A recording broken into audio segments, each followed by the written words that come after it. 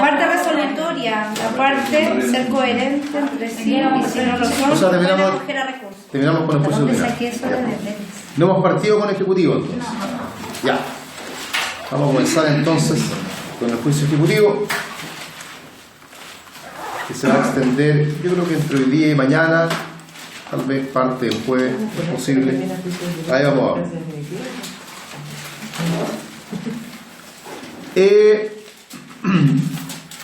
Cambiamos un poco el chip porque el juicio ejecutivo tiene algunas características que son muy distintas a las del juicio ordinario. Por lo pronto, el juicio ejecutivo es un procedimiento donde lo que se persigue es el cumplimiento de una obligación.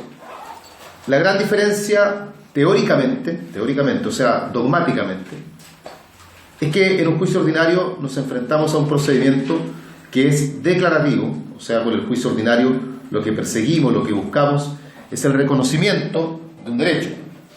En cambio, con el juicio ejecutivo perseguimos, como el nombre lo indica, la ejecución, o sea, perseguimos el cumplimiento, para lo cual ya tenemos el derecho reconocido, el derecho ya no está en duda ya. El derecho ha sido reconocido y ese reconocimiento de ese derecho se encuentra en lo que uno denomina para estos efectos entonces como el título ejecutivo. Ahí vamos a hablar de eso también con calma. Por lo tanto, aquí tenemos un título ejecutivo. Dentro del título ejecutivo nuestro derecho está reconocido y con ese reconocimiento perseguimos entonces el cumplimiento. ¿Cuáles son las utilidades o las finalidades que tiene el juicio ejecutivo? ¿Para qué sirve el juicio ejecutivo? En primer lugar, el juicio ejecutivo sirve para que a través de él se pueda pedir el cumplimiento de obligaciones que consten en un título ejecutivo. Si tenemos un título ejecutivo, entonces podemos pedir el cumplimiento de la obligación y para ello tenemos entonces este procedimiento que es el procedimiento ejecutivo. La segunda importancia es porque el juicio ejecutivo es una de las maneras de hacer efectiva la acción de cosa juzgada, tema que ya habíamos desarrollado en clases pasadas y que en su momento hicimos justamente la mención, el vínculo, la relación con esto, al señalar que a través del juicio ejecutivo nosotros podemos pedir el cumplimiento de una sentencia teniendo como otra alternativa haber optado por el cumplimiento incidental. Pero si no se optó por el cumplimiento incidental, entonces el cumplimiento de la sentencia se va a pedir vía juicio ejecutivo. Así que ahí hay otra importancia también del juicio ejecutivo.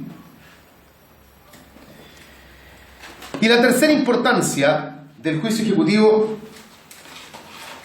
es que a través del juicio ejecutivo se puede pedir el cumplimiento de las sentencias extranjeras. Justamente como lo veremos, creo que hoy día lo vamos a empezar a ver, las sentencias extranjeras se cumplen a través del juicio ejecutivo, siempre y cuando, claro está, dicha sentencia extranjera haya pasado por el procedimiento denominado exequatur, con su homologación y todo lo demás. Pero a la medida que eso haya sucedido, tenemos entonces ahí la forma de dar cumplimiento a la sentencia extranjera. Bien, todo eso entonces en función de lo que es la importancia que tiene el juicio ejecutivo. Veamos ahora qué características tiene el juicio ejecutivo. Características. Nosotros vamos a tratar el tema de las características mirando al juicio ejecutivo como juicio ejecutivo de obligaciones de dar, porque ese es el juicio ejecutivo que a fin de cuentas se les va a preguntar en el examen.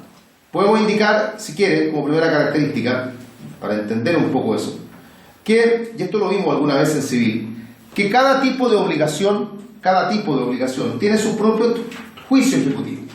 Así entonces, hay juicio ejecutivo de obligaciones de dar, juicio ejecutivo de obligaciones de hacer, y hay también juicio ejecutivo de obligaciones de no hacer. Cada juicio ejecutivo tiene, por lo tanto, entonces su propia forma de ser cumplido, cada tipo de obligación. Pero para examen de grado, para efectos del examen, el que más importa es el juicio ejecutivo de obligaciones de dar, al punto tal que cuando uno le preguntan en el examen por juicio ejecutivo, uno automáticamente se va al de obligaciones de edad, y el profesor también asume que el que está preguntando, y por ende el que le espera que le respondan, es también el juicio ejecutivo de obligaciones de edad. Como segunda característica, es de aplicación general. Es de aplicación general. ¿Qué quiere decir que sea de aplicación general? Que se va a aplicar para exigir el cumplimiento de todas aquellas obligaciones que no tengan un procedimiento especial señalado. O sea, el juicio ejecutivo que vamos a ver ahora es el juicio ejecutivo que se aplica siempre que no haya otro juicio ejecutivo especial considerado para el tema puntual. Por ejemplo, hay juicios ejecutivos especiales en materia laboral, hay juicios ejecutivos especiales para el cobro de impuestos, en materia de alimentos también hay juicios ejecutivos especiales. Entonces ahí se aplican reglas particulares, pero cuando no hay una regla especial, cuando no hay una regla particular, se aplican las reglas del juicio ejecutivo que nosotros vamos a desarrollar ahora y que por ende toma el carácter de ser de aplicación general. Otra característica es que el juicio ejecutivo requiere necesariamente la presencia de un título que se denomina título ejecutivo. No puede haber juicio ejecutivo sin título ejecutivo. Ya en unos momentos más vamos a ver qué es el título ejecutivo, qué características tiene, cuáles podemos señalar. Hay que aprenderlo y hay que saberlo, es un tema que se pregunta bastante. Si no hay título ejecutivo, no hay juicio ejecutivo, es así de simple. De hecho, vamos a ver que no solo basta con tener un título ejecutivo, sino que además ese título ejecutivo tiene que ser perfecto, es decir, tiene que cumplir con ciertos requisitos que también nos vamos a encargar de ir viendo cuáles son. Tanto es así que si tenemos un título ejecutivo, pero dicho título ejecutivo no es perfecto, para poder iniciar el juicio ejecutivo vamos a tener que perfeccionarlo. Y eso se realiza a través de una gestión preparatoria de la vía ejecutiva. Que uno de los fines que puede cumplir, no es el único, es perfeccionar un título que no se encuentre perfecto. El otro fin que tiene la gestión preparatoria es más drástico. Puede servir para crear un título cuando no tengamos ninguno.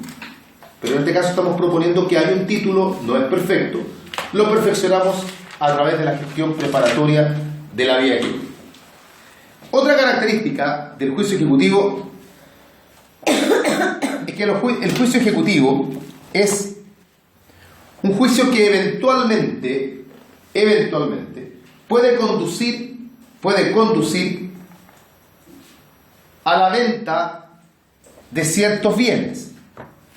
No digo que ese sea el destino fatal del juicio ejecutivo, pero eventualmente un juicio ejecutivo puede terminar trayendo como consecuencia para el ejecutado que sus bienes se vendan en pública subasta. No siempre va a ser así, eso va a tener que ver con la naturaleza que tenga la sentencia. Hay sentencias absolutorias que lógicamente no promueven la venta de nada, hay sentencias condenatorias, y las condenatorias, como lo veremos, pueden ser de pago o de remate. Solo la que es de remate implica la venta de bienes en subasta pública, por algo se llama de remate. En la sentencia condenatoria de pago, los bienes no se venden en subasta. Y ahí vamos a hablar de eso porque eso también es un tema que se pregunta bastante en examen de grado. Otra característica, el juicio ejecutivo es un procedimiento de ejecución singular. Es un procedimiento de ejecución singular. Lo que quiere decir que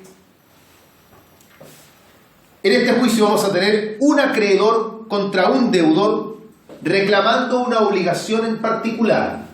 Un acreedor contra un deudor reclamando una obligación en particular. Si yo tengo una persona que me debe por distintas razones, yo tengo que iniciar juicios ejecutivos distintos para perseguir el cumplimiento. Si yo tengo varios deudores que me deben, tengo que iniciar juicios ejecutivos distintos.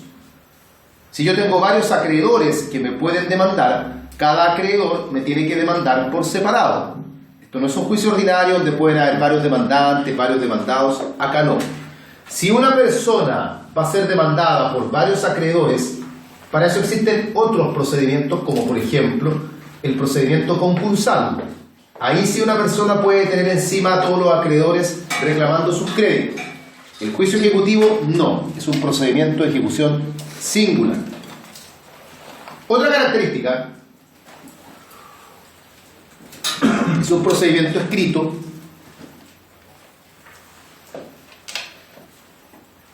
La mayoría de las presentaciones son por escrito. El título ejecutivo es siempre escrito.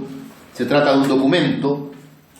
Incluso si una persona confiesa, de la confesión se levanta un acta y es esa acta la que uno emplea como título ejecutivo. O sea, siempre hay un título ejecutivo que consta por escrito.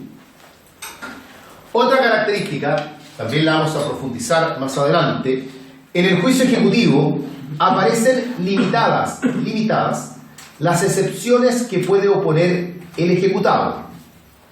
Ya vimos nosotros en juicio ordinario que ahí las excepciones son variadas, se oponen, en juicio ordinario, se oponen en momentos distintos.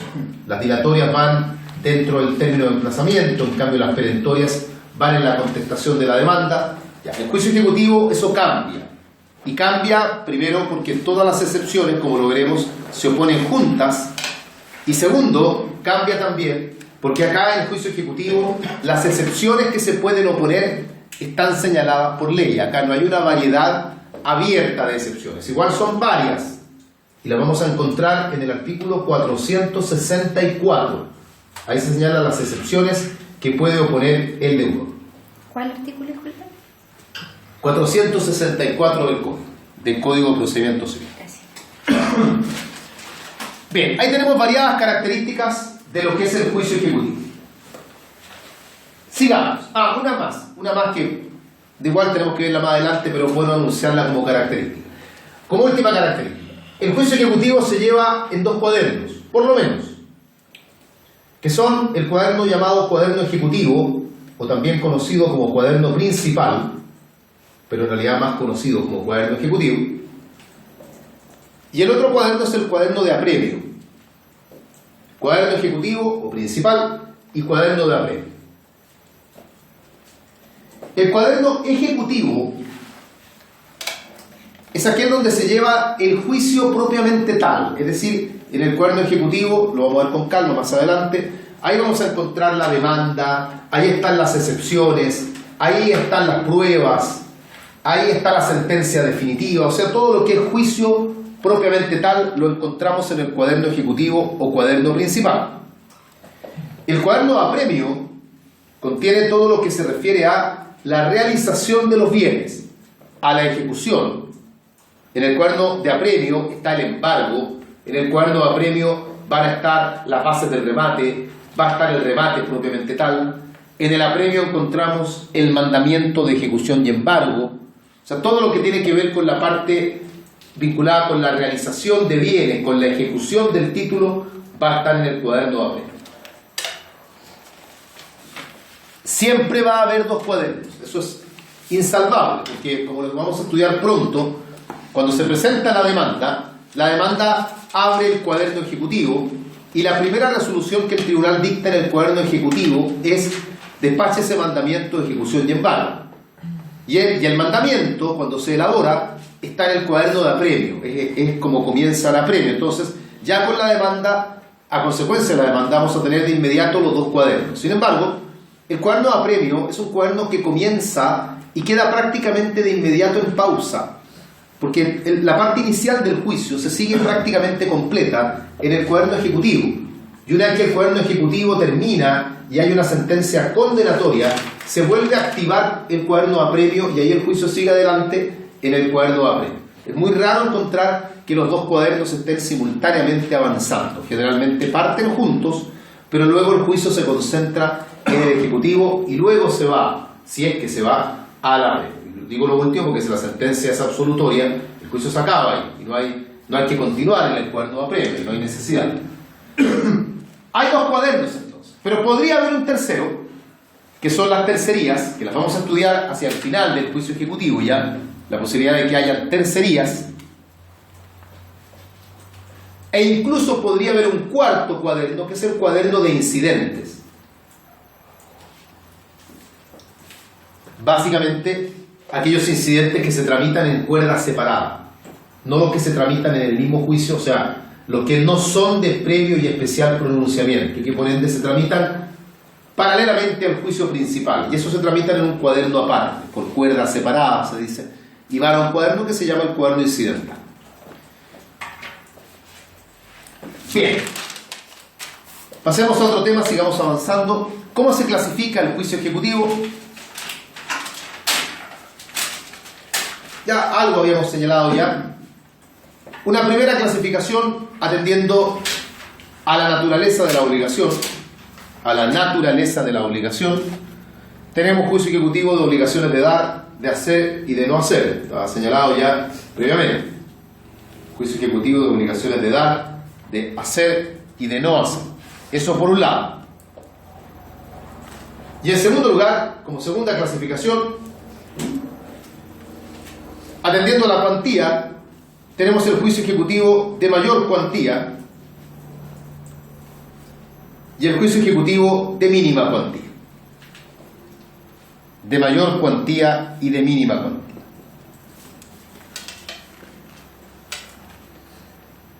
Ya, en todo caso, ya está dicho, nuestro estudio está enfocado básicamente al juicio ejecutivo de obligaciones de dar de mayor cuantía, porque ese es el que más se ve en la práctica y ese es el que realmente se termina preguntando en examen de grado. ¿Cuáles son los requisitos para que se pueda iniciar un juicio ejecutivo? Y no me refiero a los requisitos de la demanda, que ya los vamos a ver, sino que los requisitos para iniciar un juicio ejecutivo, para que uno pueda efectivamente iniciar un juicio de esta naturaleza. Primero, como ya estuvo señalado, debe haber o debe existir un título ejecutivo, que ya vamos a ver justamente a continuación ahora qué es lo que son los títulos ejecutivos, qué definición podemos dar, pero al menos por mientras, un título ejecutivo es un documento indubitado, lo que quiere decir que es un documento auténtico que da cuenta de la existencia de una obligación. Indubitado e indubitable suelen decir los autores. Indubitado porque no cabe duda de que el título existe, y eso está dado por la autenticidad del título. Siempre o generalmente hay un ministro de fe involucrado, un notario, el mismo tribunal, etc. Indubitable porque la obligación que en él consta es una obligación que no se puede cuestionar, a priori por lo menos. Veremos que se podrá cuestionar porque en una de esas puede ocurrir que la obligación ya esté pagada. Pero la palabra indubitado y la palabra indubitable apuntan a cuestiones distintas. Indubitado tiene que ver con el título propiamente tal. Indubitable dice relación con la obligación que en él consta. Así que son cuestiones diferentes. Luego veremos que la calidad de título ejecutivo es una calidad otorgada por ley. La ley dice qué títulos son títulos ejecutivos. Esto no está entregado a la decisión de las partes. Que nosotros celebremos un contrato ahora y digamos oye, ¿por qué no hacemos que sea título ejecutivo? Ya, pongamos ahí, anótate una cláusula que diga que nosotros declaramos que este título será ejecutivo. No, eso lo tiene que estar estableciendo la ley. Como segundo requisito para poder iniciar un juicio ejecutivo es que la obligación que consta en el título debe ser una obligación líquida. Es decir, la obligación debe encontrarse determinada. ¿Esto qué implica? Implica que si se trata de una obligación que recae en una especie o cuerpo cierto, el título debe dar cuenta de cuál es esa especie o cuerpo cierto. O sea, del título tiene que aparecer que lo que se debe es el caballo ganador del último premio, el ensayo corrido en Santiago. Tiene que estar especificado cuál es el objeto si es que se trata de una especie o cuerpo cierto. Si es una cosa genérica, el título debe señalar el valor de dicha cosa genérica. Si se debe dinero, obviamente señalarse la cantidad de dinero. Y si es una cosa distinta a dinero, entonces debe señalarse el valor que tiene. Si no está liquidada, si no se sabe cuál es el valor, hay que iniciar una gestión preparatoria que se llama avaluación, con la cual tenemos que darle a la obligación un equivalente numérico. Me debe Juan 20 caballos. Ya, pero si estás iniciando un juicio ejecutivo, tienes que saber cuánto valen los 20 caballos.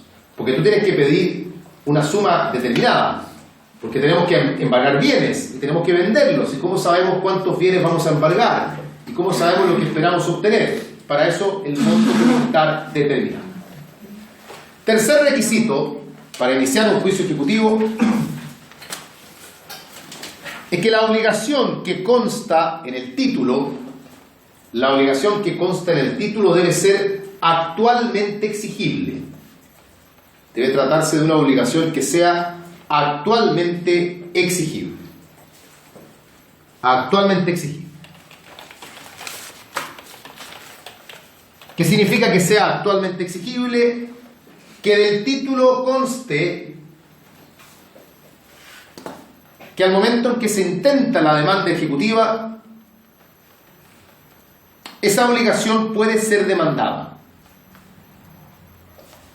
Lo que implica que si la obligación era a plazo, el plazo ya está cumplido.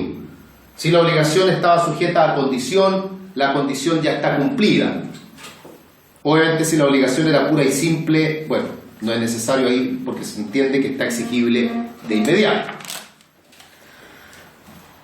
Cuarto requisito: la acción ejecutiva no debe estar prescrita. La acción ejecutiva no debe estar prescrita. Recordemos que las acciones ejecutivas prescriben, como regla general, en 3 años, que se cuentan desde que la obligación se haya hecho exigible.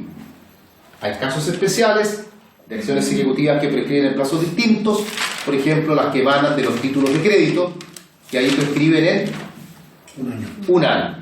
Ahí tienen un plazo de prescripción de 1 año. Pero en general, la prescripción de la acción ejecutiva es de 3 años. Estos son los requisitos para poder iniciar un juicio ejecutivo. Cabe destacar que todos los requisitos deben constar en el título. O sea, el título precisamente, una de las razones por las cuales al título uno lo califica como un título perfecto, es porque el título da cuenta de la existencia de la obligación. El título da cuenta de que la obligación es exigible. Del título se deduce que la obligación es determinada. El título nos expresa, nos da a entender que la obligación no se encuentra ejecutivamente prescrita. Todo eso debe constar en el título. De ahí la importancia del título ejecutivo. Si no se tiene título ejecutivo, de alguna forma hay que crearlo. Si tenemos un título que no es perfecto, hay que perfeccionarlo. Y veremos luego que hay vías para eso, que ya las hemos comentado, que son las gestiones preparatorias de la vía ejecutiva. Pero si el título ejecutivo que tenemos es un título ejecutivo perfecto, estamos en condiciones con él de mandar ejecutivamente. De hecho, las principales formas de defensa, no las únicas, pero las principales que va a tener el ejecutado, es justamente cuestionar el título, cuestionar la integridad, cuestionar la autenticidad, cuestionar el que la obligación esté vigente, en fin, cuestionará aspectos pertinentes al título. No son los únicos, porque también podría alegar otras cuestiones bien típicas, como la incompetencia del tribunal, o podría alegar la ineptitud del libero, en fin. Pero muchas de las excepciones giran en torno al título propiamente. Vamos a ese tema entonces. El título ejecutivo. ¿Qué es un título ejecutivo? ¿Qué características tiene? ¿Cuáles títulos son títulos ejecutivos? ¿Cuándo es perfecto? ¿Cómo lo perfeccionamos si no lo es? En fin, todo eso es lo que vamos a ver a continuación.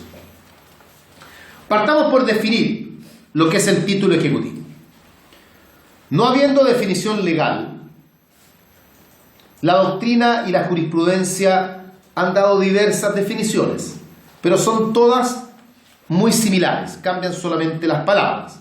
Por ejemplo, podemos decir que el título ejecutivo es aquel documento indubitado, que da cuenta de una obligación indubitable,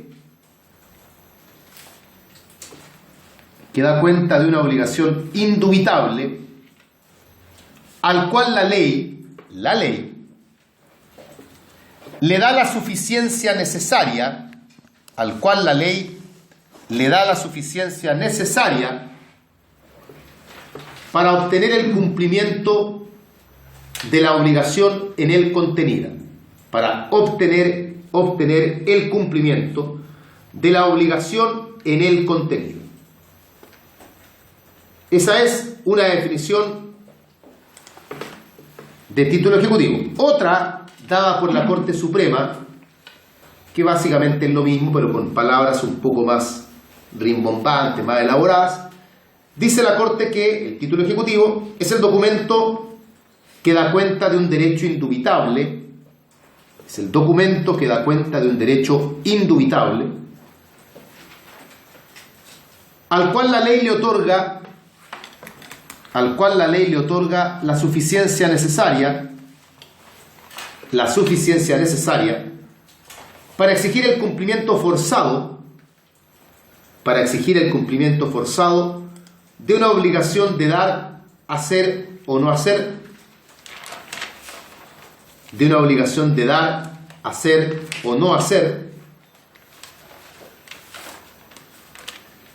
siendo esta obligación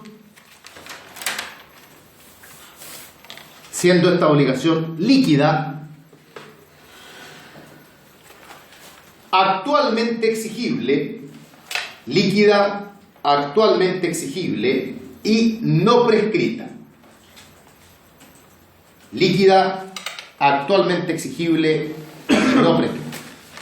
Eso entonces como concepto de lo que es el título ejecutivo. Siguiendo en el tema, veamos qué características tienen los títulos ejecutivos. Características de los títulos ejecutivos. En primer lugar, y reafirmando lo que hemos dicho ya, y que ustedes lo pudieron notar en las dos definiciones que señalamos, los títulos ejecutivos están establecidos por ley. Esto no significa que haya un solo artículo que los mencione a todos. Pero para que un título tenga la calidad de título ejecutivo, es la ley la que le debe dar esa calidad.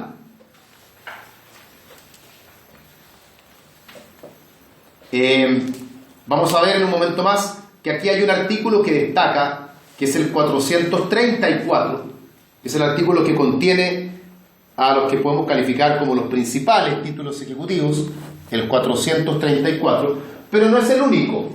Hay otros títulos ejecutivos también. Por ejemplo, más allá de lo que diga el 434, que ya lo vamos a ver, también son títulos ejecutivos las nóminas de deudores morosos entregadas por tesorería. También es título ejecutivo la cuarta copia de la factura. También es título ejecutivo el certificado de cobro de gastos comunes que cumpla ciertos requisitos, por ejemplo la firma del administrador.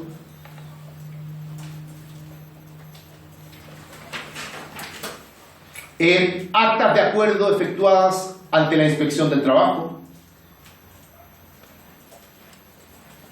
entre otros. O sea, hay varios casos de títulos ejecutivos, no son solo los que enumera el 434, que además, según veremos, ese artículo no tiene la expectativa de ser taxativo tampoco, así que no hay acá nada que decir sobre el tema. Pero para que un título ejecutivo sea título ejecutivo, tiene que haber una norma legal que le dé esa calidad. Segunda característica de los títulos ejecutivos. Hemos dicho que para que se pueda iniciar un juicio ejecutivo, tenemos que tener título ejecutivo y este debe ser perfecto. Por lo tanto, el título es requisito esencial para iniciar un juicio ejecutivo.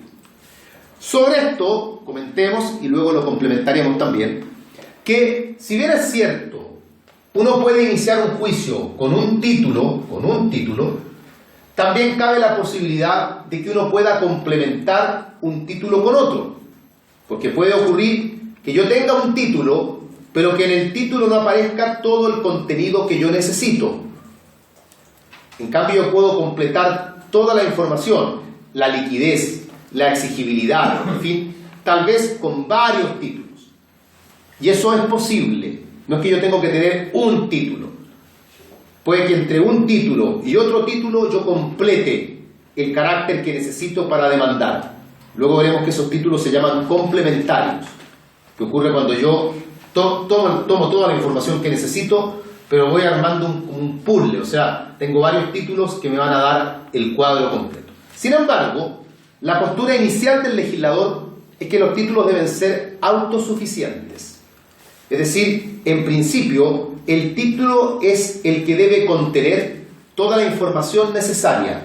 Cuando nosotros dijimos hace un momento que la obligación debe ser indubitable, que la obligación debe ser líquida, que no debe estar prescrita, que debe ser actualmente exigible, a priori toda esa información debe constar en el título. De ahí que el título tiene como característica, si uno mira los textos, que se va a encontrar con que se nos dice que los títulos deben ser autosuficientes. Si no lo son, vamos a tener dos alternativas.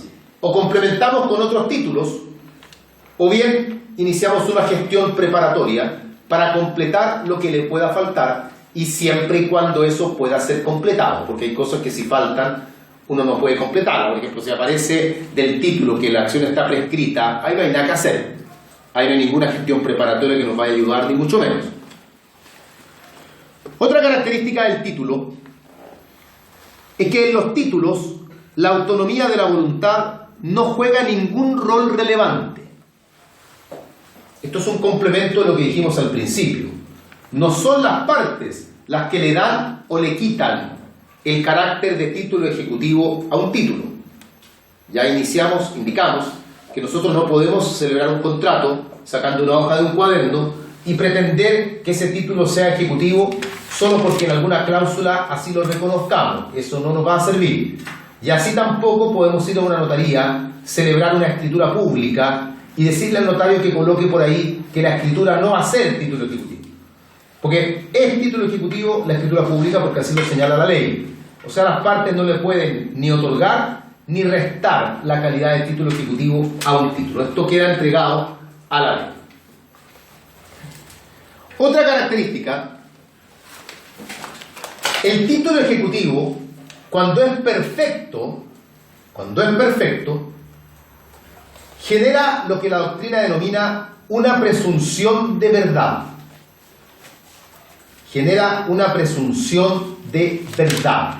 Es decir, se presume que lo que el título señala es verídico. Es ahí donde está el carácter de indubitable, precisamente. Si el título ejecutivo es perfecto, entonces tenemos como punto de partida que la obligación sí existe, que la obligación sí es exigible, no está prescrita, es líquida, etc. Esto puede ser cuestionado por el ejecutado. No estamos hablando de que sea una presunción de derecho, porque de ser así, el juicio estaría terminado de inmediato. El demandado puede cuestionar, entre otras cosas, por ejemplo, el demandado podría decir, esa deuda yo ya la pagué, y listo. No estamos diciendo que con esto el demandado quede sin defensa, porque defensa tiene. Pero genera lo que se denomina una presunción de verdad. Dejemos de lado las características. Tenemos el concepto, las características. Pasemos ahora a la clasificación de los títulos ejecutivos. Clasificación de los títulos ejecutivos. Primera clasificación, atendiendo al mérito que tienen, tenemos los títulos ejecutivos perfectos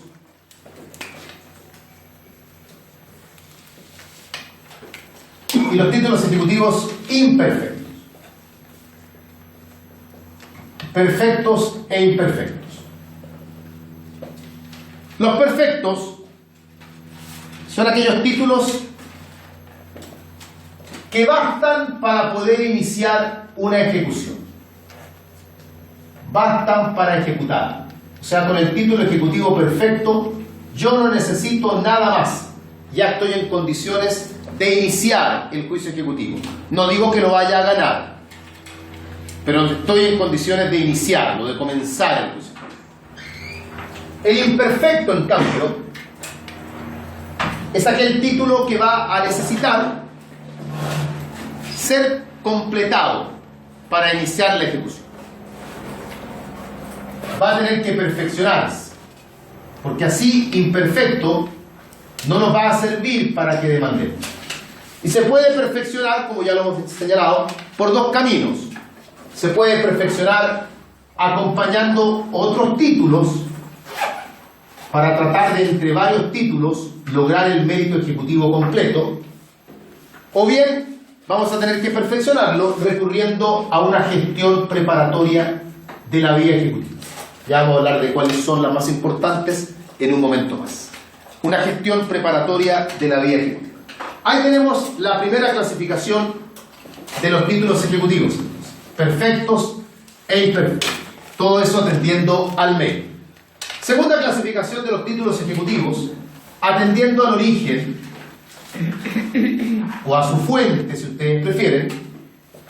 Tenemos títulos ejecutivos judiciales. ¿Cuáles son los judiciales?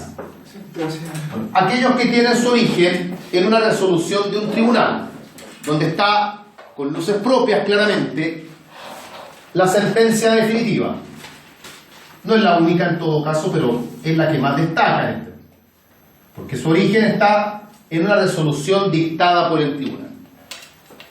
Tenemos también dentro de esta clasificación los títulos ejecutivos convencionales, que son aquellos que han sido elaborados por la voluntad de las partes, donde también con luces propias destaca la escritura pública, que es título ejecutivo, y es convencional porque las partes han ido voluntariamente a una notaría y han celebrado un contrato por escritura pública, y con ello, uno de las importancias justamente de la escritura pública es darle al título el carácter de título ejecutivo. Así entonces, si el día de mañana no me cumplen, tengo el título ejecutivo para poder demandar. Y en tercer lugar tenemos los títulos administrativos. Los administrativos son aquellos que emanan de una autoridad administrativa, como podría ser, ya lo hemos citado, la nómina de deudores morosos entregada por tesorería.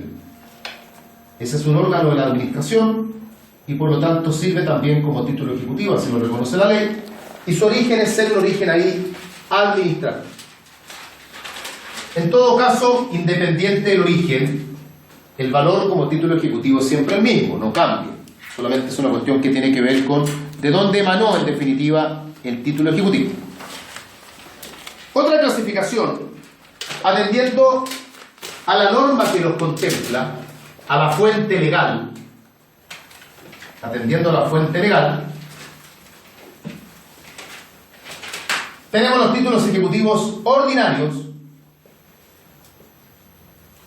Con ello nos referimos a los títulos ejecutivos que están enumerados en el artículo 434 del Código de Procedimiento Civil, títulos ejecutivos ordinarios. Ya vamos a ver en un momento más cuáles son. Y por otro lado, los títulos ejecutivos especiales, que son aquellos que aparecen en otras leyes.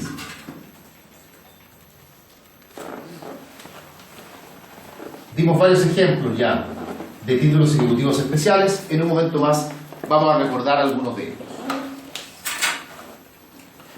Y como última clasificación de los títulos ejecutivos, atendiendo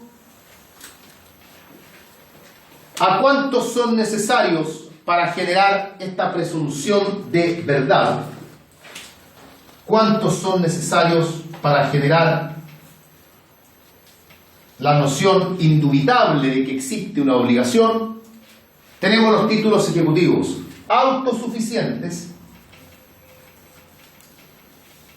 que son aquellos donde toda la información la encontramos en un solo título, o sea, un título, una escritura pública o una sentencia, por ejemplo, nos da todo lo que necesitamos. La sentencia reconoce un derecho y una obligación, la sentencia señala el monto, la sentencia señala que es actualmente exigible, de la sentencia se deduce que la obligación no está prescrita, en fin.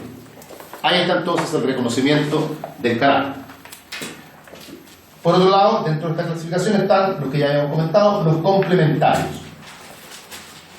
Los complementarios son aquellos títulos ejecutivos donde formamos la convicción plena, pero con dos o más títulos. O sea, no tenemos un título que sea autosuficiente, sino que tenemos que recurrir a 2 o más títulos, lo cual ya hemos dicho es posible, se puede, así que no hay ningún problema en que eso suceda de esa forma. Esto entonces en cuanto a lo que es la clasificación de los títulos ejecutivos. Evidentemente la más importante es la primera que vimos, la que divide entre los que son perfectos y los que son imperfectos. Seguimos adelante con el tema aún del título ejecutivo. No hemos entrado todavía al juicio propiamente tal. Y vamos a ver cuáles son los títulos ejecutivos perfectos. No conceptualmente, porque eso está visto ya, sino que cuáles. O sea, vamos a analizar el artículo 434 para ver cuáles son los que de acuerdo a ese artículo tienen la calidad de títulos ejecutivos perfectos. Artículo 434. Títulos ejecutivos perfectos. Mirando el artículo 434, vamos a encontrar una enumeración de títulos ejecutivos. Y vamos a observar que la enumeración no es taxativa, porque ya observando o leyendo el número 5, vemos que ahí mismo la ley ya reconoce que hay otros. Así que la taxatividad no es un tema aquí. El artículo no es taxativo, el artículo no pretende ser taxativo tampoco. Derechamente reconoce que hay otros títulos. ¿Por qué es importante el título ejecutivo perfecto? Porque como está señalado ya, solo en la medida que tengamos un título ejecutivo perfecto, podemos realmente iniciar el juicio ejecutivo. Tanto así que cuando el título ejecutivo es título ejecutivo perfecto, la resolución que el tribunal dicte frente a la demanda debiera ser despáchese mandamiento de ejecución y embargo, lo que significa que el tribunal acogió la demanda a tramitación y el juicio está entonces siguiendo su conducto regular, despáchese mandamiento de ejecución y embargo. ¿Cuáles títulos ejecutivos son títulos ejecutivos perfectos? Y aquí observamos el artículo 434. Y tenemos en primer lugar la sentencia definitiva, firme y ejecutoriada. Que sea firme y ejecutoriada es un tema que ya hemos conversado, lo analizamos al tratar el tema de la cosa juzgada y ver la acción de cosa juzgada, y ahí analizábamos cuando una sentencia, y justamente el ejemplo en su momento lo colocamos derechamente con sentencia, cuando la sentencia se encuentra firme y ejecutoriada. Dentro de este título ejecutivo, que es la sentencia definitiva, firme y ejecutoriada, van a quedar comprendidos también como título ejecutivo, además, la sentencia que causa ejecutoria. También vimos qué significa eso ya. No solamente la ejecutoriada, sino que van a quedar comprendidas también la sentencia que causa ejecutoria. Va a quedar comprendida también la conciliación, que es un equivalente jurisdiccional, pero que no tiene el carácter directo de título ejecutivo. No hay ningún numeral ni ninguna ley que diga es título ejecutivo. Sin embargo, igualmente lo es porque se asimila a una sentencia y cae dentro del numeral 1, por lo tanto. Así también, por el mismo numeral 1, es también título ejecutivo la sentencia dictada por un tribunal arbitral. La sentencia dictada por tribunal arbitral.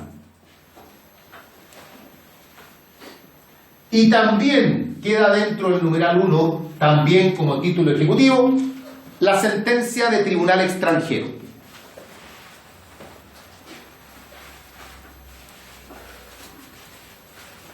Todo esto entonces vinculado con el número 1 del 434, la sentencia definitiva, firme y ejecutiva. Segundo título ejecutivo,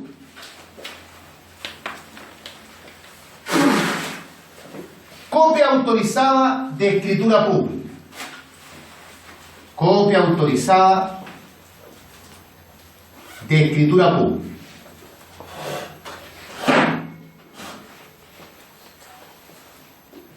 ¿Por qué copia y no el original? Bueno, porque el original queda en notaría, la matriz la tiene el notario, no la entrega. Así que lo que el notario entrega son copias, siempre son copias. Autorizada, bueno, porque tiene que ser una copia que haya sido autorizada por el propio notario. No nos sirve tomar una escritura pública e ir a sacarle una fotocopia o escanearla en la casa, sacar 20 copias y decir tengo 20 títulos ejecutivos, eso no nos sirve. Tiene que ser una copia autorizada de la escritura pública. Dentro de este título ejecutivo, que es la copia autorizada de escritura pública, va a caer también dentro de ella el contrato de transacción. Otro de los equivalentes jurisdiccionales que no tiene un reconocimiento individual propio como título ejecutivo, sino que se le asimila a otro título ejecutivo que es la escritura pública. ¿Por qué? Porque la transacción se hace por escritura pública. ¿Por qué no asimilarla a la sentencia si es que es un equivalente jurisdiccional? La doctrina tiende más a empujarla hacia el camino de la escritura pública, entre otras cosas, porque no tenemos que olvidar que puede haber transacción sin que haya juicio también. Porque la transacción puede ser extrajudicial, prejudicial, o sea, antes de iniciar un juicio. Juicio que no va a haber, por lo tanto, porque la transacción ha evitado un litigio eventual. Entonces, por eso se le tiende a colocar acá. De todas formas, donde la coloquen no importa, porque el título ejecutivo es igual, o sea, no estamos diciendo que si vale el número 1 es mejor que si vale el número 2 o viceversa, así que da lo mismo. En tercer lugar, como título ejecutivo perfecto, el 434 menciona el avenimiento, el acta de avenimiento. Este es un equivalente jurisdiccional, lo estudiamos ya, y este tiene reconocimiento legal independiente.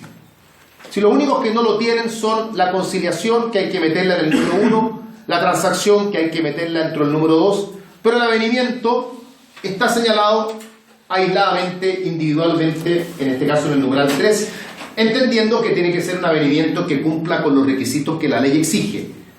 Las formalidades propias del avenimiento, que esté autorizado por el tribunal, en fin. Nosotros conversamos ya del avenimiento cuando estudiamos los equivalentes jurisdiccionales. En cuarto lugar, como cuarto título ejecutivo perfecto, están los títulos de crédito.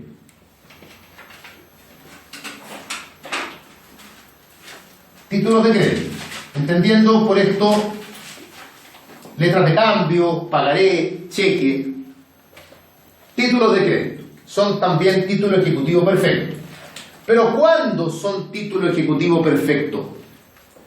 Porque a mí me puede dar un cheque uno de ustedes y yo lo tengo en mis manos, pero ese cheque en mis manos no es título ejecutivo perfecto. ¿Cuándo es título ejecutivo el cheque o la letra de cambio o el pagaré? Hay dos posibilidades de que tenga carácter ejecutivo. Una, para que sea título ejecutivo, tiene que estar protestado. Ese protesto debe haber sido notificado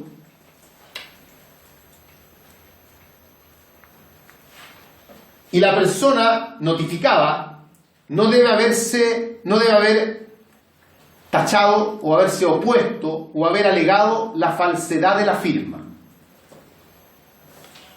No se alegó la falsedad de la firma. Recién ahí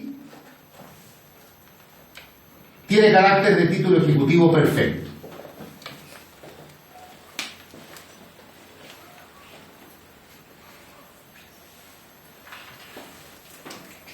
La falsedad se puede alegar al mismo momento en que se notifica o hasta dentro de tercero día se puede alegar la falsedad de la firma.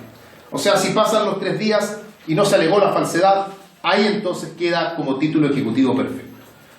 ¿Cuál es la otra posibilidad de que el título de crédito tenga el carácter de título ejecutivo perfecto, sin tanto camino, sin tanto trayecto como el del anterior?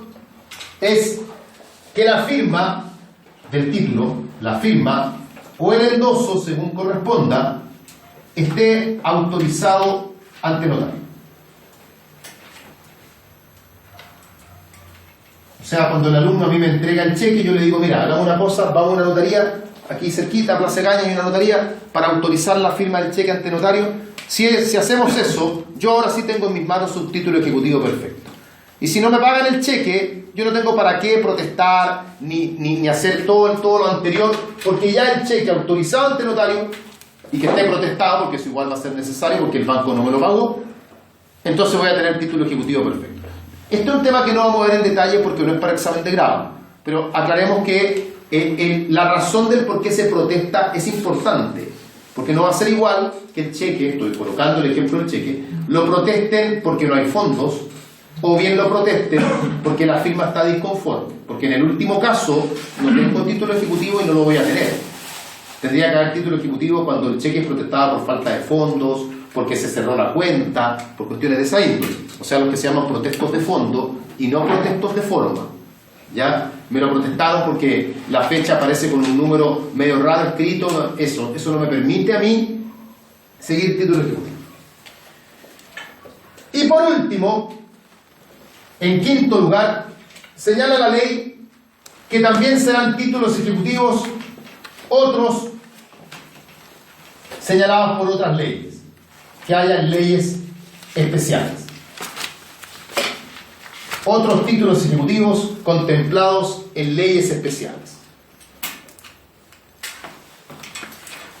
Lo que revela, como está dicho ya, que el 434 no tiene la intención de ser taxativo.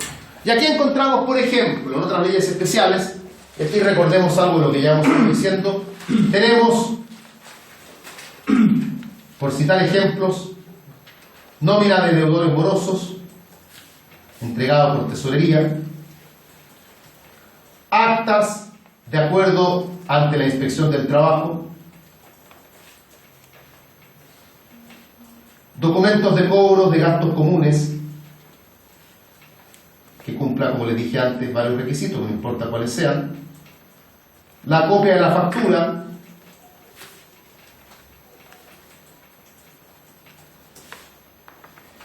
las actas de juntas de accionistas,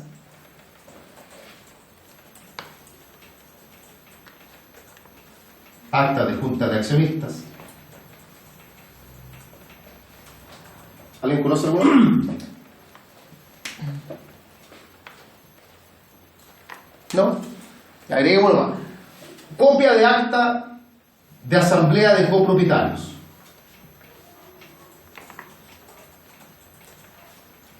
Esto tiene que ver con comunidad inmobiliaria. O sea, hay otros títulos ejecutivos, pero los hay porque la ley les da esa calidad. No es que uno invente títulos ejecutivos de la nada, sino que la ley, distintas leyes, claro está, les van dando esa calidad de ser título ejecutivo perfecto. Estos son entonces los títulos ejecutivos perfectos. ¿Qué sucede si no tenemos título ejecutivo?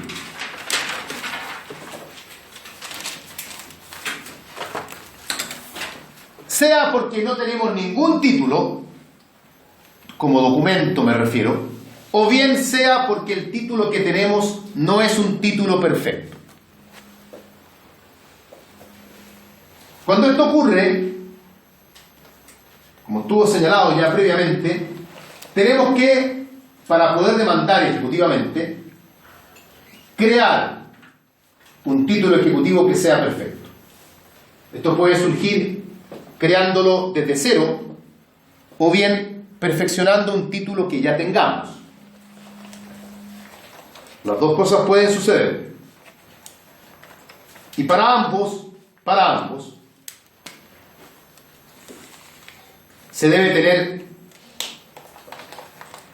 una gestión preparatoria de la vía ejecutiva. Gestión preparatoria de la vía ejecutiva. Que son de alguna forma medidas prejudiciales, pero con una finalidad particular y que serían, si uno las quiere considerar medidas prejudiciales, serían exclusivas del juicio ejecutivo. Esto no podría darse, este tipo de gestiones, en otro procedimiento. Se les puede definir a las gestiones preparatorias de la vía ejecutiva diciendo que son aquellos trámites, para no repetir gestiones, aquellos trámites judiciales contenciosos,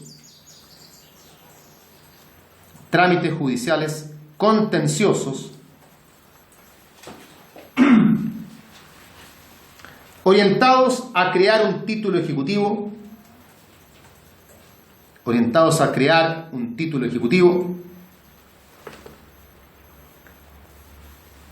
ya sea constituyendo uno nuevo o complementando uno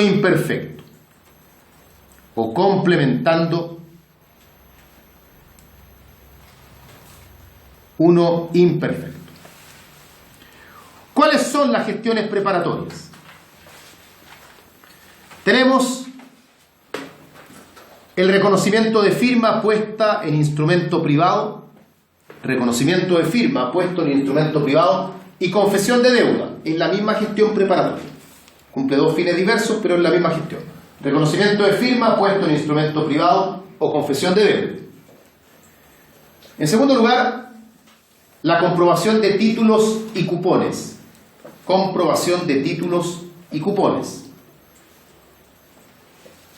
Tercero, notificación judicial de protesto.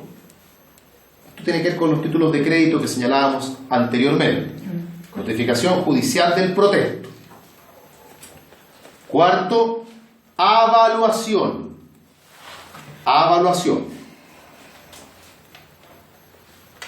Quinto, notificación de título ejecutivo a los herederos del deudor.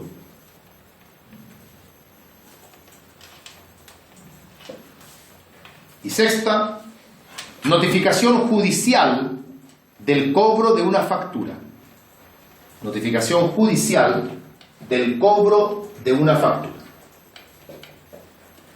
Para efectos del examen, la gestión preparatoria que más se pregunta es la primera. Y es la que vamos a ver, por lo tanto. De las otras haremos un breve comentario, pero no iremos tanto al detalle. La primera, sin embargo, es la que hay que manejar de mejor forma. Vamos justamente a eso. La confesión de deuda o reconocimiento de firma puesto en instrumento privado, que es, como les dije ya, la misma gestión preparatoria, que va encaminada a dos fines diversos.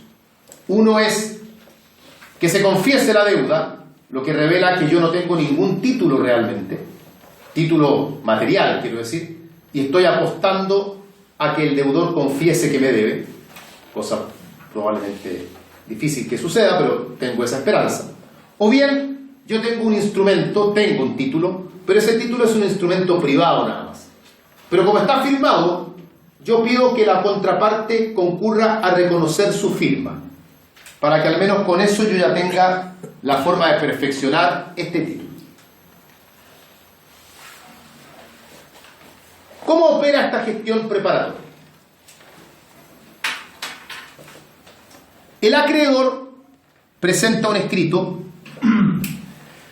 justamente solicitando que el tribunal cite al deudor a reconocer firma o a confesar deuda, según lo que corresponda. Se presenta un escrito ante el tribunal pidiéndole al tribunal que cite al deudor para que el deudor concurra a reconocer la firma o a confesar la deuda. Es importante que esta citación se hace bajo el apercibimiento del artículo 435, que ya vamos a ver qué efecto produce. La citación es bajo apercibimiento, el apercibimiento del 435. Ese apercibimiento implica que frente a ciertos estímulos, que ya vamos a ver cuáles son, la deuda se va a tener por confesa o la firma se va a tener por reconocida. Ese es el apercibimiento. Y eso tiene que saberlo el deudor. Por ejemplo, esto no es mucho misterio, si el deudor no va a la audiencia. El apercibimiento, si usted no viene, es que si usted no viene, es posible que tengamos entonces la deuda por confesa o que tengamos la firma por reconocida. Así que venga. Pero eso el deudor lo tiene que saber. Por eso es importante que en la resolución se señale que es bajo este apercibimiento del 435. Frente a esto que se notifica personalmente, frente a esto, el deudor puede intentar un incidente dilatorio. Intentar un incidente dilatorio, que podría ser, por ejemplo, alegar la incompetencia del tribunal. No hablemos de excepciones, porque como no hay demanda y no hay acción todavía, no son excepciones propiamente tal. Pero a mí me notifican, por ejemplo, para que vaya al tribunal a reconocer firma, yo me defiendo diciendo, este tribunal no es competente para este asunto. Ese es un incidente dilatorio. Ahora, dejando de lado la posibilidad de que haya un incidente dilatorio, ¿qué puede hacer el deudor? Vamos bien. Además de los incidentes dilatorios, el deudor puede concurrir a la audiencia. Seamos optimistas. El deudor va a la audiencia. Si va a la audiencia, pueden ocurrir los siguientes hechos. Primero, seamos más optimistas todavía, el deudor confiesa la deuda o reconoce la firma.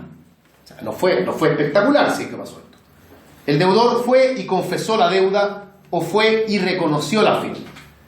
Si eso ocurre, queda preparada la vía ejecutiva. Y hemos logrado el objetivo que perseguíamos, que es tener un título ejecutivo. Queda preparada la vía ejecutiva. ¿Y cuál es el título ejecutivo? Porque al demandar tenemos que acompañar el título ejecutivo. ¿Cuál es el título ejecutivo acá? Es la resolución que dictó el tribunal, donde se da la deuda por confesa o donde se da la firma por reconocida. Que en el fondo, como dice su compañero, es una sentencia interlocutoria. Esa es la que usaremos como título ejecutivo perfecto.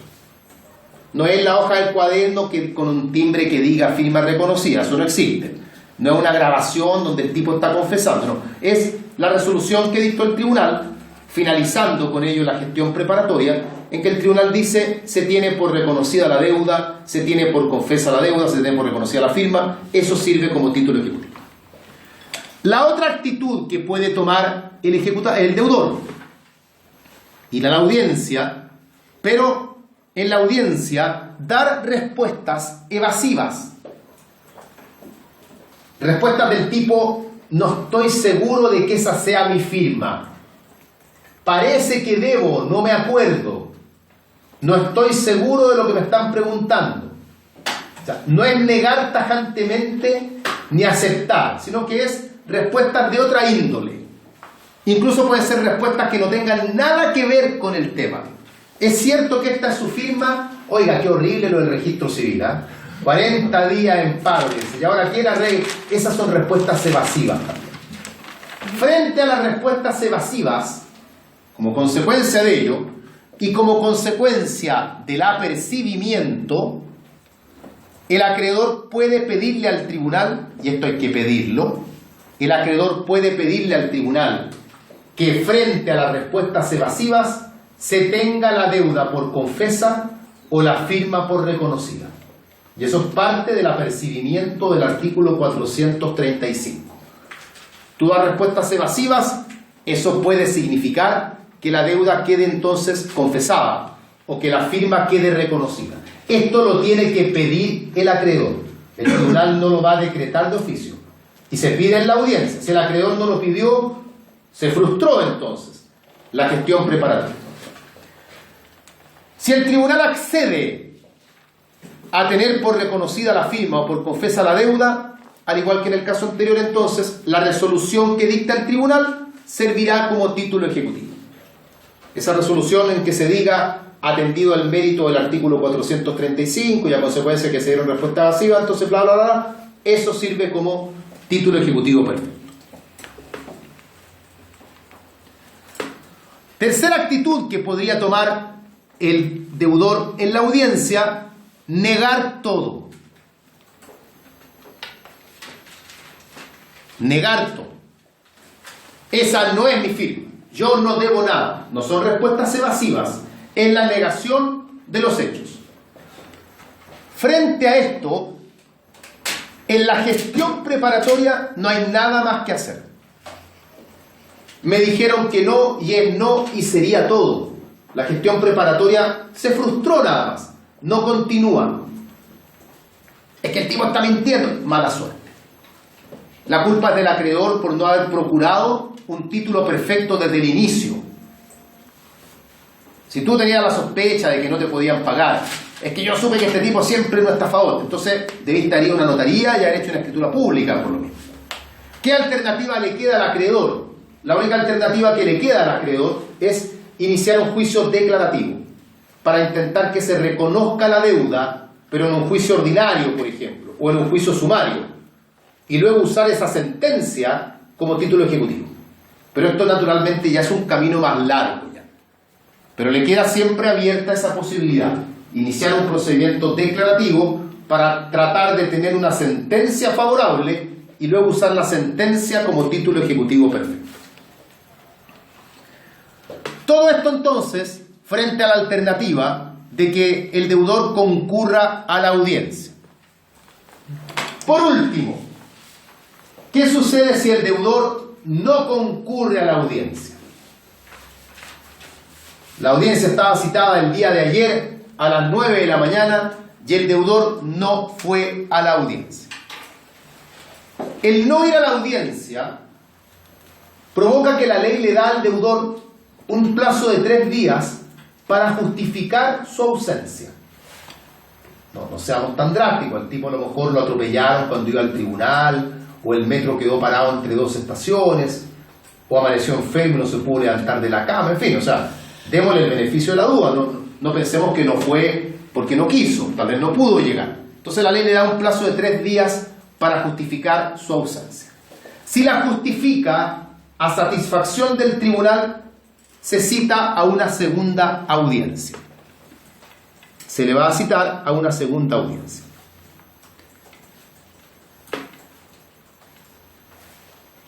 Ahora bien, si no justifica,